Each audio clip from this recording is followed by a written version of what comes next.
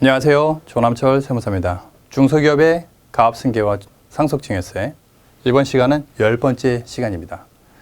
저희가 상속증여에 앞서가고 평상시에 매출 누락이라든지 가공경비가 없는 회사라고 하게 되면은 전혀 지장이 없긴 하겠지만은 실무상으로 모든 것들을 다 신고하고 100% 투명하게 하기는 조금 어려움이 있다 보니까 항상 향후에 문제가 되는 게 이 세무조사라든지 자금 출처에 대해 갖고 불분명한 경우가 있고요. 이 부분에 대해서는 국세청의 소명 요구를 받을 수 있기 때문에 이 부분에 대해서 이번 시간에 간단한 이해를 돕고자 합니다.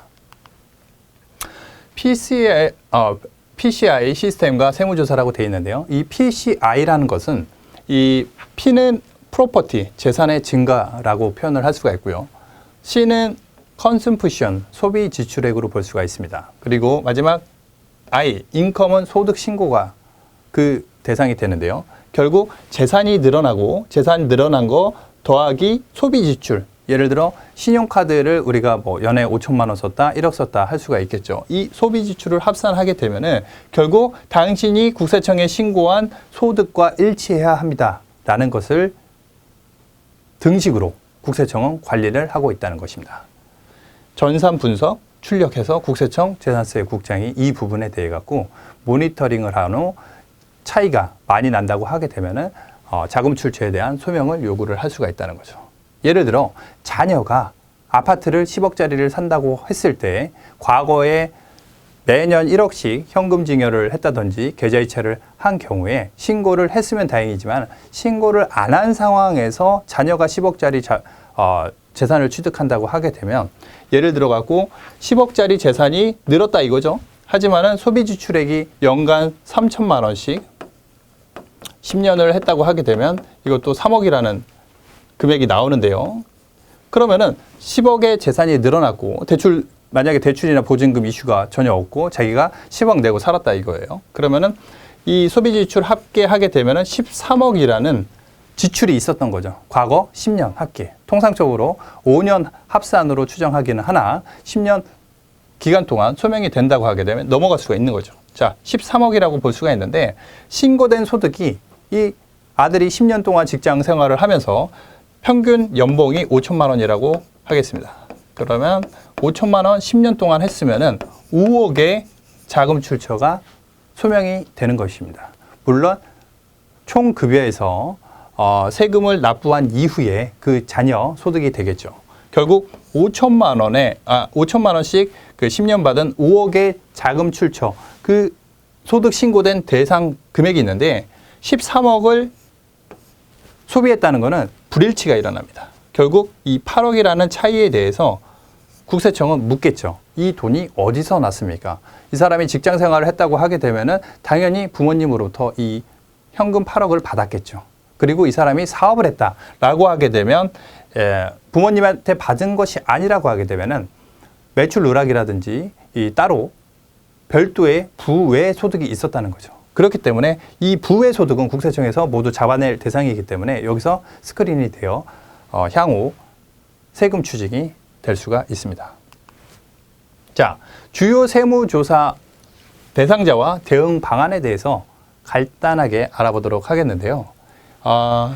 첫 번째는 이 매출 누락과 소득 과소신고 부분에 대해 갖고 항상 문제가 발생되게 됩니다. 우리는 매출 누락이 전혀 없다고 생각하시는 사업장도 있지만은 자료가 크게 필요하지 않은, 예를 들어 갖고 동대문에서 원단을 한다든지, 그리고 이 도소매 업자 중에서도 외국과의 거래, 특히나 중국과의 거래가 많은 경우에는 특히 이 따이공이라고 해갖고 자료 없이도 물건을 가져가는 사람들이 많다 보니까 이런 원단이라든지 화장품이라든지 이쪽에서 자료가 없는 경우들이 종종 있습니다.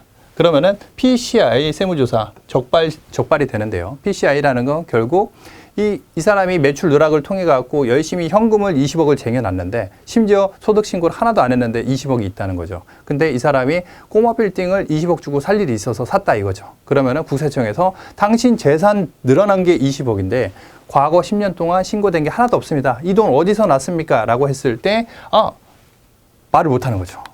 부모님이 줬던지 아니면 매출 누락한 게 그때 시점에 발각이 된다는 것입니다. 그리고 매출 누락을 방지하고 이 대응 방안은 매출 누락을 방지하고 정상적으로 매출을 신고를 하라는 거죠. 그리고 소득 신고에 비례해 갖고 지출과 자산 취득 계획을 하여야 한다는 거죠. 혹시라도 우리가 부동산 구입을 한다든지 아파트 구입을 하는데 자금 출처에 대해서 의심이 된다. 그러면은 이 부분을 모니터링 할 필요가 있다는 것입니다. 그리고 가공 경비. 자료상으로부터 자료를 매입하는 경우도 있는데요. 이 가공 경비라는 거는 뭐냐면은 세금 계산서 1억짜리를 받았는데 실제 물건은 받지 않은 거예요. 그리고 그 대가로 1억에 대한 대가로 예를 들어 3% 5% 300만 원 500만 원만 계좌에 이체한 거죠. 이런 자료상들은 과거에 좀 만연되어 있었던 경향들이 있는데 현재는 지금 워낙 그 전산이라든지 금융거래들이 투명화되어 있고 국세청에서 자료를 많이 확보하고 있기 때문에 이거를 뭐 쿠션을 3번 주던 5번 주던 7번 주던 다 적발이 되고 있습니다. 그렇기 때문에 자료상으로부터 자료를 구입한다는 것은 절대 생각하셔서는 안 되는 사안이라고 하겠습니다. 자료상으로부터 가공 매입의 유혹을 넘어가서는 절대 안 된다. 당장에 법인세를 줄일 수 있고 당장에 부가세를 줄일 수 있다고 그 유혹에 넘어갔다가 나중에 혜택 본 금액의 2배로 세금을 추징을 당할 수가 있습니다. 가공 인건비. 이 세무조사를 하게 되면은 가장 1순위가 뭐냐면은 이 법인 사업장의 그 친인척이라든지 배우자 가족들이 있지 않는지를 먼저 보게 됩니다. 그렇게 했을 때 가족 직원 실제 근무를 하고 있는지 그리고 가족이 있는데 인건비를 너무 많이 주고 있지는 않은지에 대해서 판단을 한다는 거죠. 특히나 뭐 아들이 과장으로 들어와 있는데 가장 월급이 기본 평사원 과장의 월급은 300만 원인데 우리 아들 과장은 600만 원을 주고 있다라고 하게 되면은 그 초과되는 부분에 대해서 부당행위 계산 부인을 받고 인정을 못 받을 수가 있습니다. 그러면은 업무무관 가지급금으로 판정이 될 수 있고요.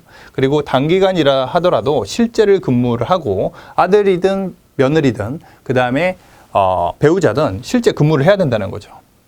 그리고 근로계약서도 작성을 해야 될 것이고 원천세라든지 4대 보험 납부도 이루어져야지만 통상적으로 업무 소득 신고를 했다, 인건비 신고를 했다라고 볼 수 있는 근거 자료가 됩니다. 그리고 가사 관련 경비가 문제가 항상 되는데요. 백화점이라든지 병원, 원거리 카드 사용되어 회사는 서울에 있는데 갑자기 거래처도 없는 제주도에서 부산에서 계속 전표가 발생되고 있다고 하게 되면 이 가족여행이 아닌지 그다음에 가사 경비가 아닌지를 나중에 소명해야 되는 일이 발생될 수가 있습니다. 확인 내용은 가급적 사용을 자제를 해야 된다. 이런 부분들은. 그리고 임직원에 대한 상여금과 퇴직금이 있는데요. 정관 규정이 없는 상여금, 퇴직금 규정은 이 지급 규정이 있어야지만 저희가 상여금이나 퇴직금을 지급할 수가 있고요. 근로기준법의 적용을 받지 않는 임원이기 때문에 결국 정관 규정에 대한 규정 정비라든지 이런 보완 자체가 필요한 대응 방안이라고 할 수 있겠습니다. 자, 이번 시간에는 PCI 세무조사와 이 자금 출처 조사에 대해서 알아봤습니다. 감사합니다.